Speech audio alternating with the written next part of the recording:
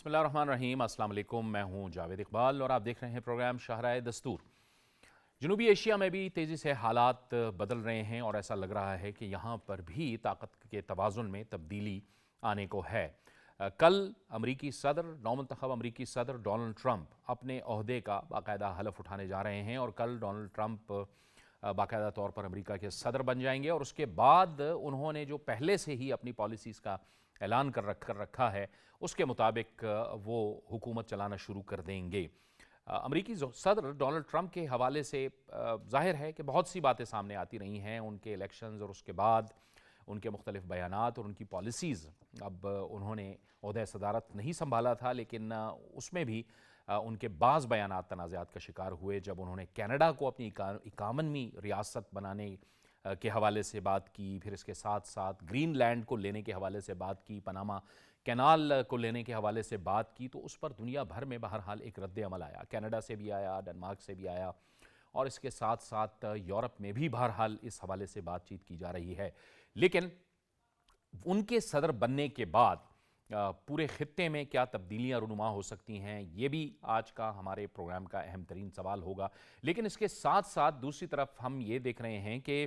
साल 2024 से यानी हम 2025 में दाखिल हो गए हैं, तो इस दौरान हमने देखा कि बांग्लादेश में हसीना वाजिद की हुकूमत ख़त्म हुई और वो मुल्क से फ़रार हो गई और उसके बाद हमने देखा कि वहाँ पर एक नई हुकूमत बनी। वहाँ पर जाहिर है उस नई हुकूमत को मोहम्मद यूनुस साहब देख रहे हैं। लेकिन इसके साथ ही पाकिस्तान और बांग्लादेश के दरमियान ताल्लुकात में भी बेहतरी आने लग गई और हर गुज़रते दिन के साथ पाकिस्तान और बांग्लादेश के ताल्लुकात बढ़ते चले जा रहे हैं। हाल ही में बांग्लादेश के principal staff officer lieutenant general SM Qamrul इस्लाम ने पाकिस्तान का दौरा किया और पाकिस्तान की फ़ौजी क़यादत से मुलाकातें की। याद रहे कि इससे पहले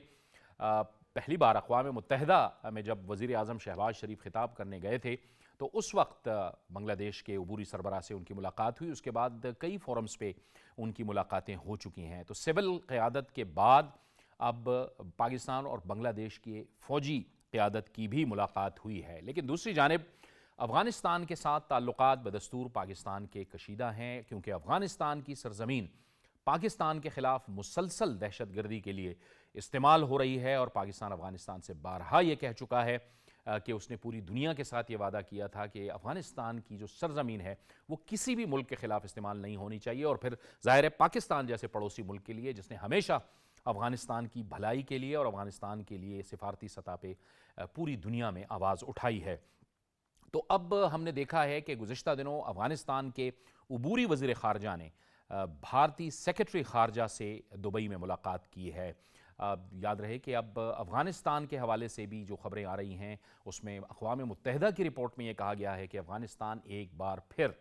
दहशतगर्दों का मरकज़ बनता चला जा रहा है और वहाँ पे रीग्रुप्स हो रहे हैं। मुख्तलिफ जो दहशतगर्द ग्रुप्स थे वो दोबारा से रीग्रुप हो रहे हैं और पड़ोसी ममालिक इस सूरत हाल से भी तशवीश का शिकार हैं। इस सारी सूरत हाल के अंदर पाकिस्तान के पास सिफारती ऑप्शंस क्या हैं और पाकिस्तान मौक़े से कैसे फ़ायदा उठा रहा है, सियासी सतह पे, सिफारती सतह पे और फिर माशी सतह पे, क्योंकि पाकिस्तान का अब सिफारतकारी के हवाले से फोकस इकनॉमिक डिप्लोमेसी भी रहा है। इन तमाम मामलात पर आज हम अपने इस प्रोग्राम में बात करेंगे। हमें ज्वाइन कर रहे हैं सीनियर तज्ज़ियाकार जनाब अब्दुल्ला खान साहब, आपको हम खुश आमदीद कहते हैं और हमारे साथ मौजूद हैं साबिक सफ़ीर डॉक्टर जमील अहमद खान। डॉक्टर साहब, आपका भी शुक्रिया, आपने हमें ज्वाइन किया।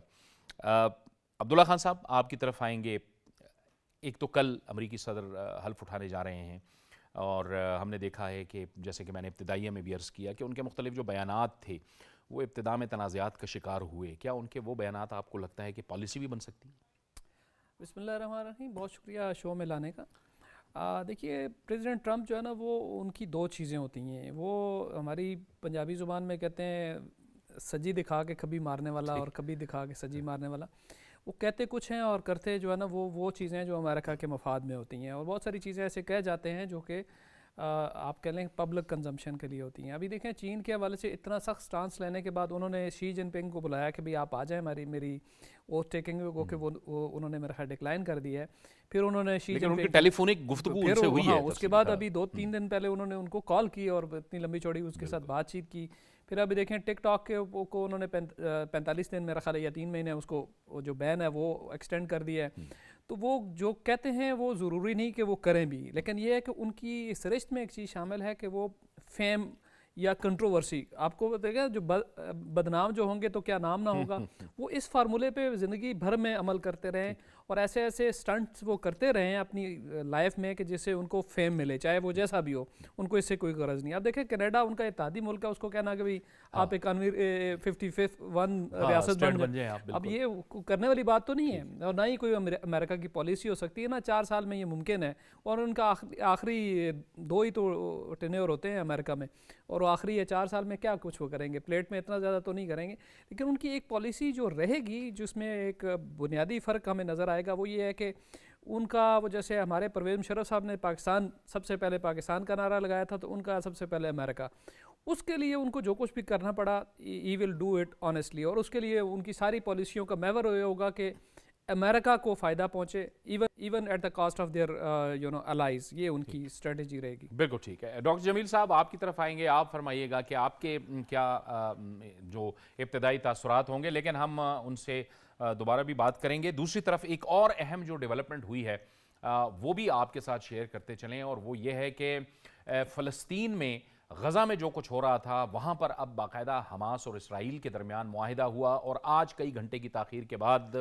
اس معاہدے پر عمل درآمد کا آغاز ہو گیا ہے. لیکن اس معاہدے پر عمل درآمد سے پہلے یعنی جو 15 ماہ کی جنگ تھی اس میں 47,899 فلسطینی شہید ہوئے, 1,10,000 سے زائد زخمی ہوئے, اور ہزاروں کی تعداد میں اب بھی جو فلسطینی ہیں وہ زخمی ہیں, لاپتہ ہیں. بلکہ زخمی تو 1,10,000 سے زائد ہیں, لیکن ہزاروں جو ہیں وہ لاپتہ ہیں. اس میں ایک اہم بات یہ ہے کہ حماس اور اسرائیل کی جانب سے یہ جو معاہدہ سامنے آیا ہے, اس میں دونوں طرف کے جو قیدی ہیں ان کی رہائی کا عمل بھی مکمل کیا جائے گا. اور اس کے ساتھ ساتھ ہم آپ کو یہ بھی بتاتے چلیں کہ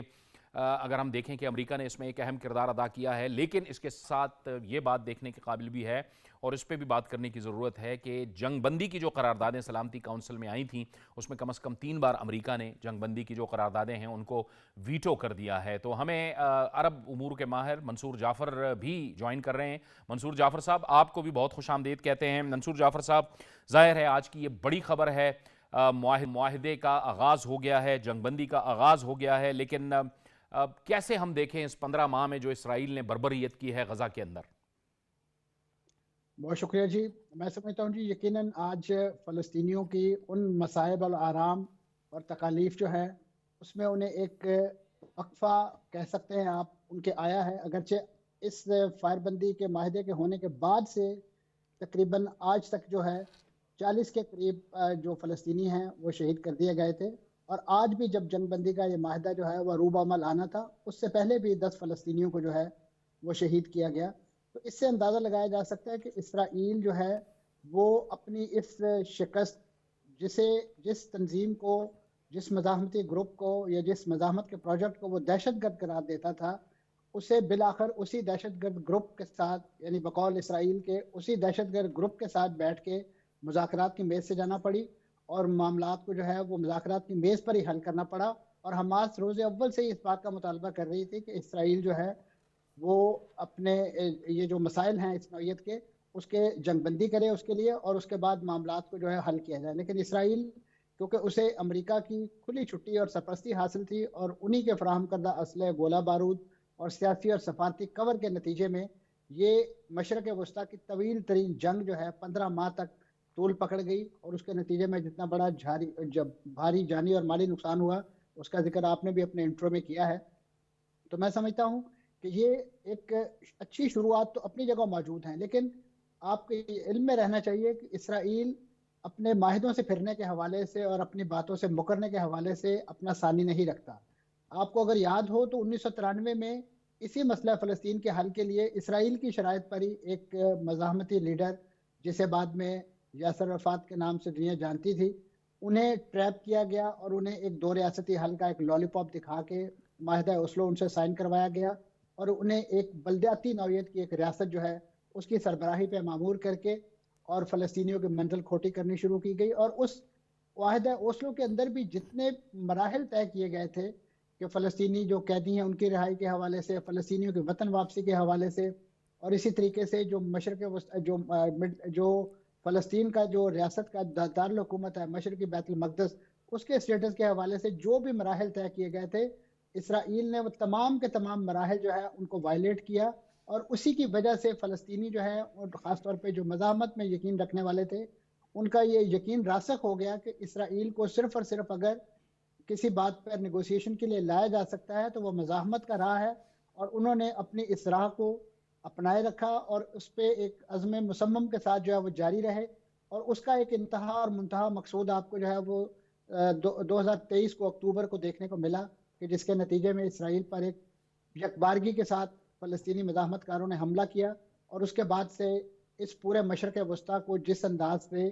جنگوں کی اور تباہی کی اور بربادی کی ایک پوری لہر کے حوالے کیا گیا، آج بھی وہ جاری ہے، اور آنے والے دنوں میں خدشات ہیں کہ اگر اسرائیل نے اس جنگ بندی کے حوالے سے جو امور طے کیے ہیں اس پر کما حقہ عمل نہ کیا، ان لیٹر اینڈ اسپرٹ عمل نہ کیا، تو آنے والے جو امریکی صدر ہیں جس انداز سے وہ مشرق وسطیٰ کے حوالے سے اپنے عزائم کسی نہ کسی انداز سے واضح کرتے رہتے ہیں، تو یہ بات یقین سے کہی جا سکتی ہے کہ اگر اسرائیل کے اس رویے میں تبدیلی نہ آئی تو مشرق وسطیٰ میں جتنے بڑے پیمانے پہ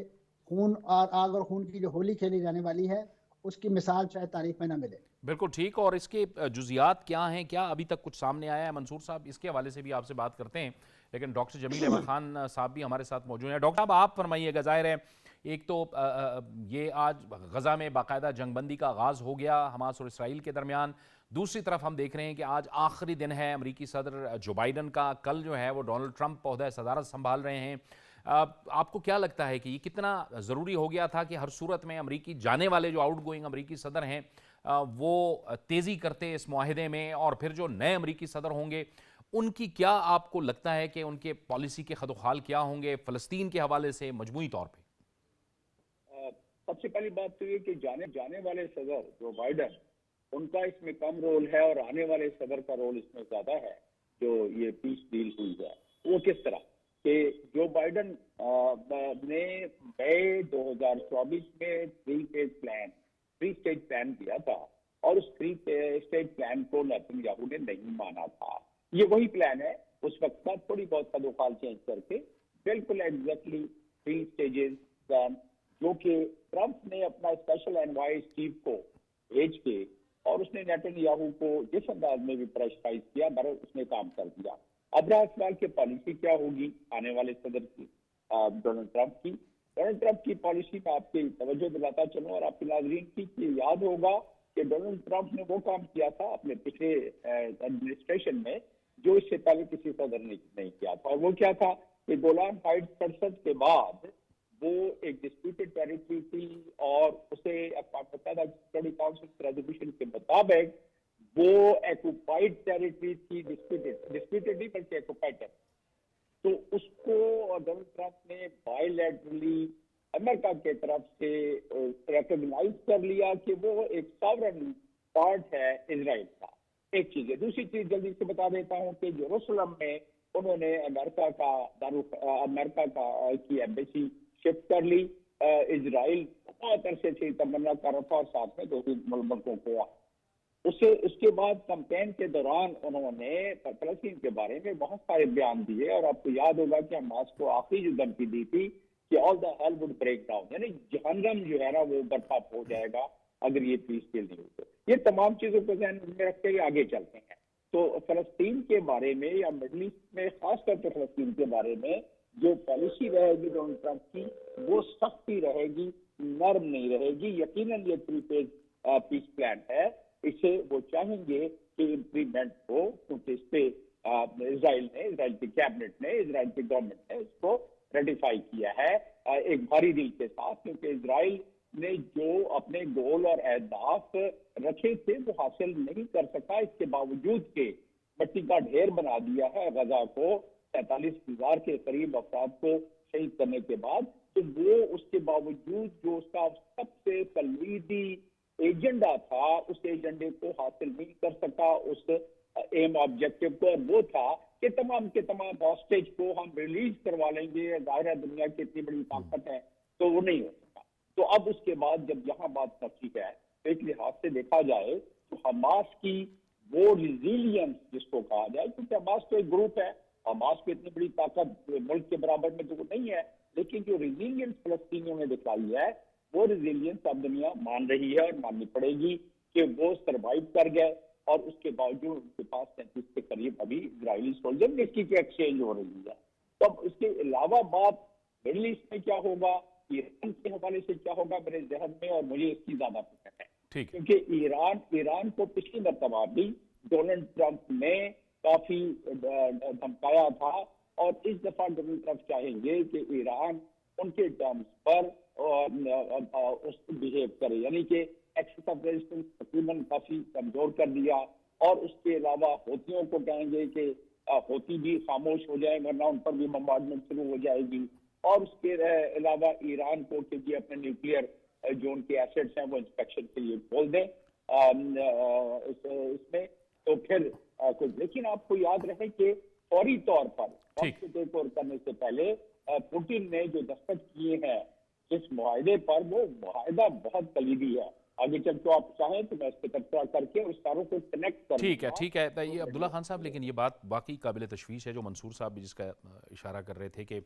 डोनाल्ड ट्रंप की तो मिडल ईस्ट के हवाले से बहुत एक एग्रेसिव पॉलिसी रही है। अगर आप देखें कि पिछले दौरे हुकूमत में भी उन्होंने जो दारुल खिलाफा था उसको मशरिकी बैतुल मक़दस जो है वो एम्बेसी वो उसको एम्बेसी को शिफ्ट कर दिया था उन्होंने। देखिए ट्रंप से अगर कोई ये उम्मीद लगा के बैठा है कि फ़लस्तीनियों के हक़ में किसी भी हवाले से कोई नरमी करेगा तो वो तो बिल्कुल नहीं है। लेकिन ट्रंप की स्ट्रेटजी बड़ी डिफरेंट होती है। अभी देखें चंद एक दो दिन पहले कुशनर जो उनके सन इन लॉ हैं, उन्होंने उस कंपनी में जो फिनिक्स फाइनेंशियल है उसमें अपने स्टेक्स जो इन्वेस्टमेंट कई गुना बढ़ा दी है, क्योंकि वो बराह रास्त सेटलमेंट्स जो यहूदियों की सेटलमेंट्स हैं ना वेस्ट बैंक में और मुख्तलिफ इलाकों जो मुख्तलिफ इलाके हथियाते रहते हैं सेटलमेंट्स के नाम पे, तो वहाँ पे वो सारे घर शहर बनाने का ये सारे ठेके शेके लेके, तो ट्रंप उधर से वहाँ पे पहले भी और इस दफ़ा भी जो है ना वो अभी से उनकी स्ट्रेटजी सामने नज़र आ रही है कि मज़ीद सेटलमेंट्स नज़र आएंगी और फ़लस्तीनियों के लिए मज़ीद मसाइल पैदा होंगे। लेकिन ट्रंप का एक चूँकि एक एजेंडा है, वो अपरेंटली वो जो जंग वाला एक माहौल है ना वो अभी देखिए वो इसको जैसे उन्होंने एम्बेसडर साहब ने हाईलाइट किया कि ट्रंप ने ये मुआहदा करवाया है, ये जो बाइडन तो मई में फेल हो चुका हुआ था, तो वो दुनिया को तो ये सेल करेगा कि मैंने जनाब एक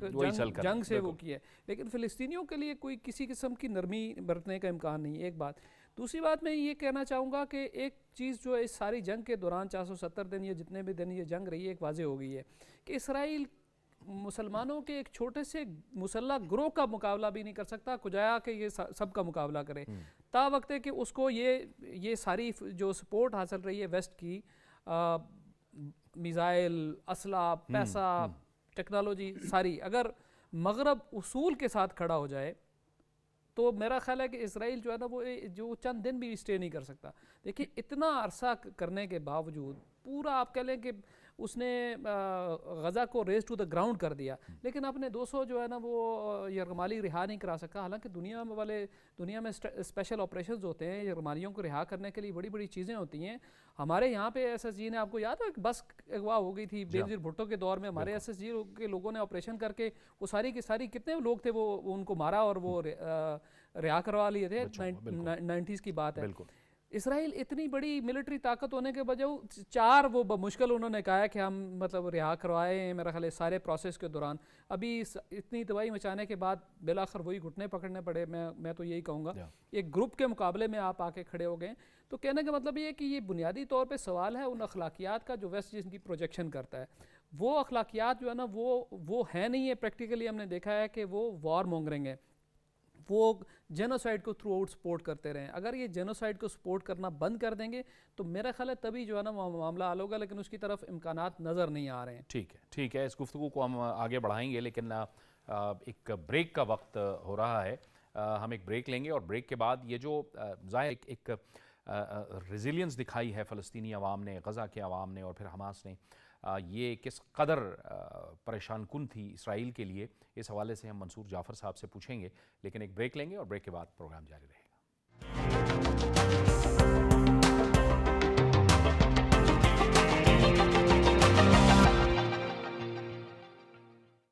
प्रोग्राम में नाज़रीन एक बार फिर आपको खुश आमदीद कहते हैं और हमें ज्वाइन कर रहे हैं वीडियो लिंक पर वाशिंगटन डीसी से सीनियर तज्ज़ियाकार जनाब फैज़ रहमान साहब, आपको भी इस गुफ्तगू में खुश आमदीद कहते हैं। और प्रोग्राम के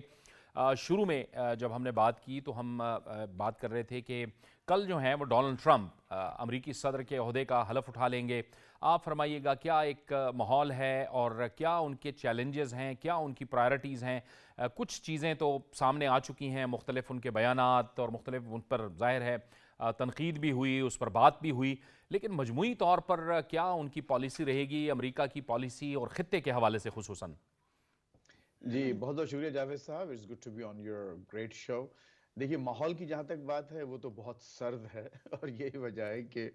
उन्होंने अपनी जो हल्फ और बर्दारी की तकरीब है वो अंदरून खाना यानी बेसिकली अब ये एक कैपिटल के अंदर होगी। बाहर जो है कि यहाँ पर जो नेशनल मॉल जिसे कहा जाता है, जो कि कैपिटल हिल से लेके जो मॉन्यूमेंट है वहाँ तक एक तकरीबन 1.5-2 मील का फासला है, और जहाँ तकरीबन 10 लाख से ज़्यादा लोग आ सकते हैं। और वो होप कर रहे थे कि शायद उनकी उम्मीद थी कि जब अगर ये बाहर हो हल्फ बर्दारी तो एक अजीम तादाद में लोग वहाँ शरीक होंगे, लेकिन उनको अंदर मुंतकिल होना पड़ा। उसकी वजह शायद ज़ाहिर एक सर्द मौसम ही बताई गई, लेकिन ये भी है कि यहाँ पर मुजाहरे हुए हैं उनके ख़िलाफ़ शदीद किस्म के।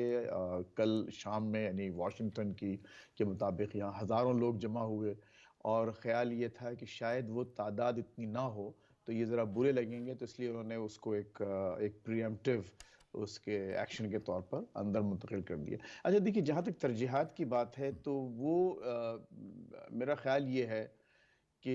डोनाल्ड ट्रंप एक खुली किताब है, यानी वो ऐसा नहीं है कि कोई बात लगी लपटी रखें और जो भी है उनके जहन में वो सामने आता है। और वो ज़ाहिर है कि क़दामत पसंद पार्टी की और अपनी क़दामत पसंदी की बुनियाद पर ही वो इलेक्ट हुए हैं, और वो अपनी बेस को खुश करने के लिए वो तमाम कम से कम बातों की हद तक ज़रूर करेंगे जो कि वो कहते आ रहे हैं। सबसे बड़ा जो इस वक्त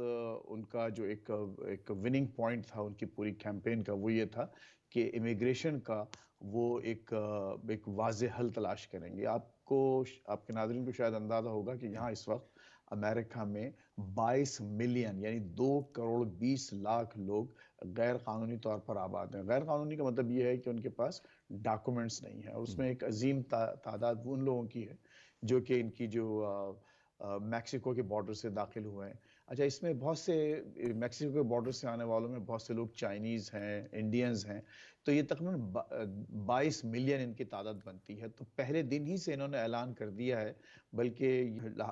हमें हैरत हुई सुन के कि ऑलरेडी अभी बाइडेन साहब मौजूद हैं, लेकिन कुछ मुकामात पर बाकायदा छापे पड़ना शुरू हो गए हैं ताकि उन लोगों को गिरफ्तार करके डिपोर्ट किया जाए। अच्छा, अब ये क्या अमल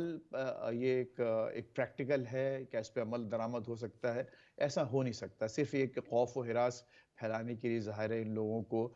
या अपनी जो बेस को मुतमईन करने के लिए वो ये काम कर रहे हैं। लेकिन मैं नहीं समझता कि 22 लाख लोगों को 2.20 करोड़ लोगों को इस तरह से डिपोर्ट किया जा सकता है, या मैं तो 10% भी उसका जो है डिपोर्ट नहीं हो सकते लोग, क्योंकि उसके लिए एक बहुत शदीद किस्म की एक पॉलिसी के अलावा एक बहुत ज़्यादा रिसोर्सेज भी चाहिए, बिलियंस ऑफ डॉलर्स, जो कि इस वक्त यहाँ मौजूद नहीं है। अच्छा, इसके बाद देखिए ज़ाहिर है, अगर चूँकि ज़ाहिर है हमारे नाज़रीन ये सुनना चाहते होंगे कि पाकिस्तान और जो दीगर जो ममालिक हैं उनके बारे में क्या पॉलिसी होगी, तो उसमें पाकिस्तान का जिक्र फ़िलहाल ना उनकी कैंपेन में, पूरी कैंपेन में कहीं नज़र आया, सुनाई दिया, और ना ही उनकी जो अव्वलीन तरजीहात हैं वहाँ पर, या उनकी जो फॉरेन पॉलिसी की जो टीम है वो उनकी हवाले से कहीं भी कोई ऐसी बात नहीं आई जहाँ से ये आपको फैज़ ये साहब, यहाँ इशारा तो मिल एक सियासी सके। जमात ने बड़ी तवक्कुआत भी कायम कर रखी हैं। ये जो आप बता रहे हैं इसमें तो कहीं पे कुछ नज़र नहीं आ रहा। बहरहाल जी हाँ, तवक्कुआत देखिए, तवक्कुआत लगाने में कोई हर्ज नहीं है। ज़ाहिर है कि उसमें हम ख्वाब भी देखते हैं, तवक्कुआत भी होती हैं, लेकिन मैं नहीं समझता कि इस वक्त कम से कम देखिए,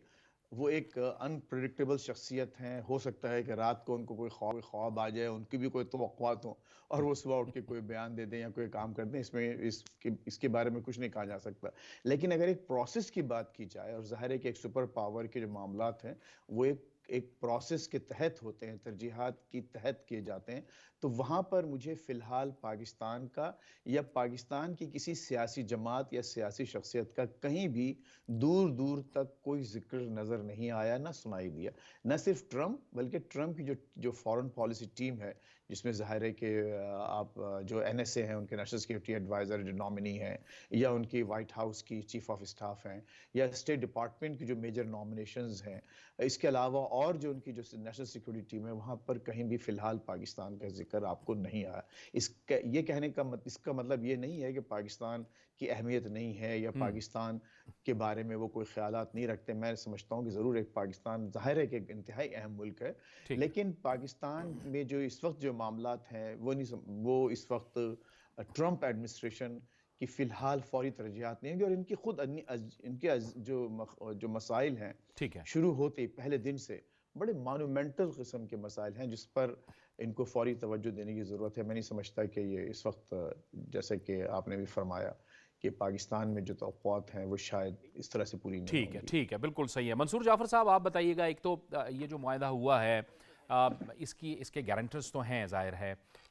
قطر نے اعلان کیا ہے, اور تمام عالمی برادری کی بھی یہ خواہش ہے کہ اس پر ہر صورت میں عمل درآمد ہو. اس کی کچھ جزیات اگر آپ ہمیں بتا سکیں. اور دوسرا, یہ اسرائیل کے لیے سفارتی, سیاسی اور جنگی محاذ پر کتنی بڑی پسپائی ہوئی ہے ان 15 ماہ میں؟ جی, جہاں تک تو اس کے مراحل کا تعلق ہے تو وہ ڈسکرائب کیا گیا ہے کہ یہ 3 مراحل پہ مشتمل معاہدہ ہے, کہ جس میں پہلے مرحلے میں تقریباً 33 کے قریب جو ہے وہ اسرائیلی یرغمالی جو ہیں وہ رہا کیے جائیں گے, جس میں خواتین, بچے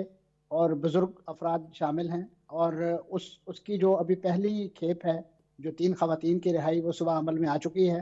اور اس کے مقابلے میں تقریباً 1800 کے قریب جو فلسطینی قیدی ہیں, اس میں تقریباً 200 ایسے افراد ہیں کہ جو عمر قید بھگت رہے ہیں یا مختلف کیپٹل پنشمنٹس وہ بھگت رہے ہیں. اور اس میں دلچسپی کی بات آپ سب کے لیے یہ ہو سکتی ہے کہ رہا ہونے والوں میں اس وقت خود جو حکمران جماعت ہے فتح, اس کا جو ملٹری ونگ ہے شہدائے اقصی بریگیڈ, اس کے 2 اہم کمانڈرز بھی رہا ہو رہے ہیں. یعنی یہ لڑائی اس وقت جو ہے حماس نے اسرائیل کے خلاف لڑی, اور اس وقت جو فلسطین کی حکومت ہے وہ جس انداز سے غرب اردن کے اندر خود حماس یا دیگر مزاحمت کاروں کے لیے عرصہ حیات تنگ کیے ہوئے تھی, تو حماس کا بڑا دل کا اندازہ آپ اس بات سے لگائیے کہ انہوں نے اس فہرست میں جو پہلے مرحلے میں رہا ہو رہے ہیں, خود حکمران جماعت کے عسکری ونگ جو ہے اس کے افراد کی رہائی کو بھی ممکن بنایا ہے. اور اس کے بعد جو دوسرا مرحلہ ہے, اس میں یقیناً جو دیگر کچھ ہائی پروفائل قیدی ہیں, جس میں ایک نام مروان برغوثی کا ہے, جسے فلسطینی خاص طور پہ ڈائسپورا کے اندر بھی اور خود انسائیڈ پیلسٹائن بھی ایک آلٹرنیٹ لیڈر کے طور پہ دیکھتے ہیں محمود عباس کے. اگرچہ ان کا تعلق بھی جو ہے وہ فتح سے ہے, لیکن حماس نے بہت زیادہ پلیڈ کیا ہے ان کی رہائی کے لیے, لیکن اسرائیل جو ہے انہیں رہا کرنے کے لیے تیار تو ہے, لیکن اس شرط پر کہ وہ غرب اردن یا غزہ کے علاقے میں نہ آئے, بلکہ اس کے بجائے کسی تیسرے ملک میں, ترکی یا قطر یا کسی اور خلیجی ملک میں, وہاں پہ قیام پذیر ہو سکتے ہیں. لیکن اس پیشکش کو ان کی فیملی نے اور مزاحمتی تنظیموں نے ابھی تک تو مسترد کیا ہے. اب آنے والے دنوں میں جب یہ دوسرا مرحلہ شروع ہوگا, تو نیگوسیشن جب اس ایشو پر دوبارہ شروع ہوگی, تو پھر اس کے بارے میں کچھ تیقن سے کہا جا سکے گا کہ اسرائیل اس پیشکش کو قبول کرتا ہے یا انہیں رہائی دیتا ہے یا نہیں دے. پھر اس کے ساتھ ساتھ جو اہم چیز حماس کے اینڈ پر ہے, انہوں نے اپنے جو شہید رہنما ہیں یحییٰ سنوار, ان کی جو جسد خاکی ہے اس کی واپسی کے حوالے سے بھی ایک مطالبہ کر رکھا ہے. لیکن آپ اس سے اندازہ لگائیے کہ اسرائیل کے تو جو مختلف قیدی جو حماس کی قید میں جو مارے گئے تھے اسرائیل کی بمباری کے نتیجے میں, ان کی تو لاشیں جو ہیں وہ واپس کی جا رہی ہیں, لیکن حماس کے جو رہنما کی لاش جو ہے وہ اسرائیل دینے کو تیار نہیں ہے. پھر تیسرے مرحلے میں وہ جو بات کی جاتی تھی کہ what next after the first day of war ends, تو وہ مرحلہ شروع ہوگا کہ جس میں غزہ کی سب سے بڑے پیمانے پہ جو تعمیر نو کا مرحلہ ہے, اس کا چیلنج, اس کو کیسے ایڈریس کرنا ہے, اور اس کے حوالے سے تیاریاں یا جو لاجسٹک درکار ہے اس پر بات چیت ہوگی. وہ یقیناً ایک لانگ ٹرم ہے, لیکن دوسرے مرحلے میں ایک جو ضمنی چیز ہے وہ وہاں پہ جو سیاسی انتظام و انصرام ہے اس کے حوالے سے بھی معاملات طے کرنا ضروری ہے, کیونکہ اس وقت جو انٹرنیشنل پریشر ہے اور خاص طور پہ خود اسرائیل کا جو مطالبہ چلا آ رہا ہے کہ ہم حماس کو دوبارہ پہ ری گروپ نہیں ہونے دیں گے غزہ کے اندر, لیکن آپ نے دیکھا ہوگا کہ آج مختلف ٹی وی سکرینز پر وہ مناظر بھی کہ جیسے یہ جنگ بندی کا اعلان ہوا ہے تو حماس کے جو سیکورٹی فورسز ہیں وہ اپنے یونیفارم کے اندر انہوں نے پورے غزہ کے اندر، غزہ کی پٹی کے اندر جو گشت کیا اور بڑے جیسے کہنا چاہیے پرجوش انداز میں عوام کے اندر سے ہی وہ لوگ نکلے ہیں. تو یہ اسرائیل کے ان کلیمز کا بھی میں سمجھتا ہوں ایک بہت بڑی تردید ہے کہ جو وہ کہا جاتا تھا کہ حماس کی بہت بڑی فوجی قوت اور ان کے بہت بڑے جنگجو جو ہیں وہ اس کارروائی کے اندر یا اسرائیل کی اس جنگ کے اندر جو ہے وہ شہید ہو چکے ہیں. تو جتنے بڑے پیمانے پہ یہ ساری ارینجمنٹ وہاں دیکھنے کو ملی ہے تو اسرائیل کا ایک اور دعویٰ بھی جو ہے وہ جھوٹا ثابت ہوا ہے. اب یہ جو آخری مرحلہ ہے جو تعمیر نو کا مرحلہ ہے میں سمجھتا ہوں کہ وہ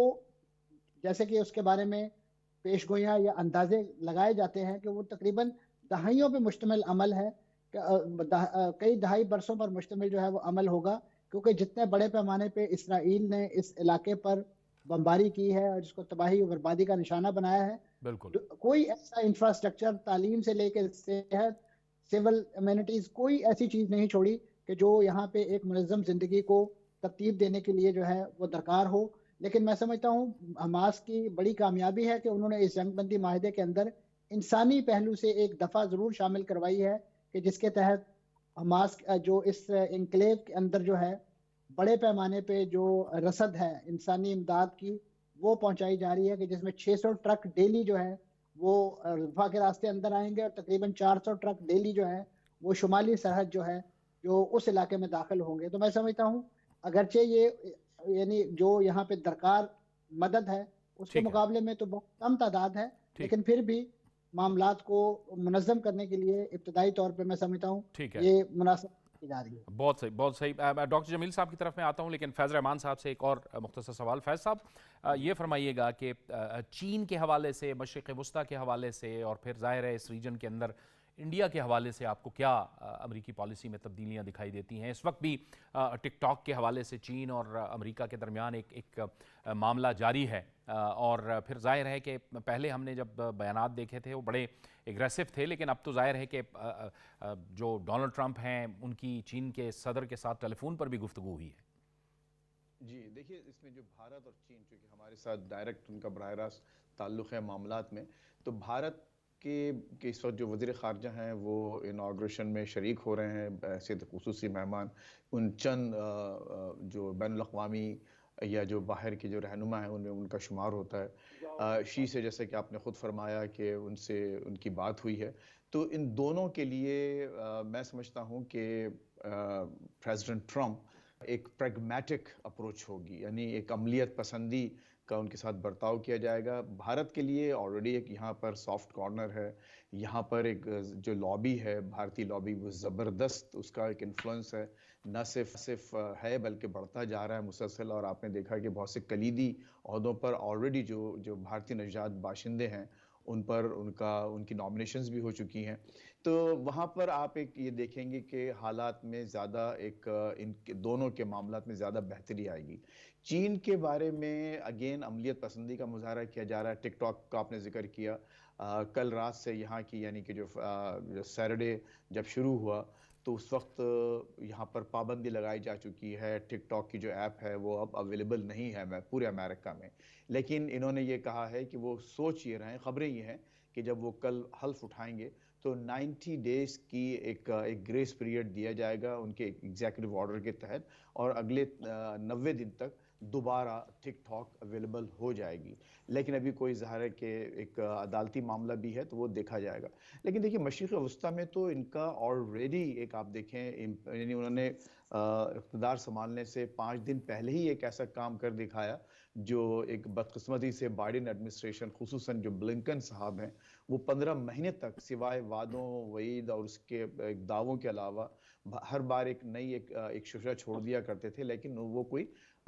باقاعدہ کوئی نتائج حاصل نہیں کر سکے. یہاں صرف ان کے نمائندے نے ایک میٹنگ کی اور اس ایک میٹنگ میں جیسے ہمارے منصور جعفر صاحب نے بہت اچھا اس کا ایک نقشہ کھینچا ہے پوری معاملات کا, یعنی وہ تمام معاملات صرف ایک میٹنگ میں طے پا گئے جس کے لیے 15 مہینے تک یہ بائیڈن صاحب جو ہیں وہ صرف دعوے کرتے رہے. حالانکہ اب ان کا دعویٰ یہی ہے, بہرحال بائیڈن یہ کہتے ہیں صدر بائیڈن, جانے والے صدر بائیڈن, کہ یہ جو معاہدہ ہو رہا ہے اس کی تمام جو ایک شکل ہے انہی کے دور میں ترتیب دی گئی تھی. وہ تمام ٹرمز ہیں جو انہوں نے ڈسکس کی تھی, لیکن ٹرمپ نے اور ٹرمپ کے جو وہاں جو نمائندے جو نامنیٹ کیے گئے ہیں انہوں نے اقتدار میں آنے سے پہلے ہی یہ کام دکھا دیا ہے. اور آپ بہرحال دیکھیے اس میں میں سمجھتا ہوں کہ بہت دور رس اس کے نتائج نکلیں گے ٹرمپ ایڈمنسٹریشن کے مڈل ایسٹ میں. خصوصاً یہ جو ابراہم ایکارڈ کی جو بات ہوئی تھی اس کو آپ اس پہ بہت زیادہ تیزی دکھائی جائے گی. میرا خیال یہ ہوگا کہ آئندہ آپ معاملات جو ہے ایک معمول پر آتے نظر آئیں گے آپ کو. اور ان کا اب یہ بھی آپ دیکھ سکتے ہیں کہ شاید مسلم ورلڈ جو ہے وہ اسرائیل کو ایک زیادہ فارملائز وے میں دیکھنا شروع کرے گی. یہ میرا ایک اندازہ ہے اور لگتا یہی ہے کہ ٹرمپ کی پالیسی اسی طرف جائے گی. ٹھیک ہے ڈاکٹر جمیل صاحب آپ فرمائیے گا ایک اور جو اہم پیش رفت 2024 اور 2025 میں یعنی آخر میں ہوئی وہ یہ ہوئی کہ پاکستان اور بنگلہ دیش کے تعلقات میں بڑی بہتری آئی. وہاں پہ حسینہ واجد کی حکومت ختم ہوئی اور پھر ہم نے دیکھا کہ یہاں ہمارے تعلقات بڑھ رہے ہیں, لیکن دوسری جانب افغان وزیر خارجہ اور بھارتی سیکرٹری خارجہ نے بھی دبئی میں ملاقات کی ہے. یہ بھی آپ سمجھتے ہیں کہ ایک اہم ڈیولپمنٹ ہے؟ یہ بہت اہم ڈیولپمنٹ ہے یہ, اس لیے کہ آپ دیکھیں کتنے تغیرات چینج ہو رہی ہیں. علاقائی جو جیو پولیٹیکل سچویشن ہے.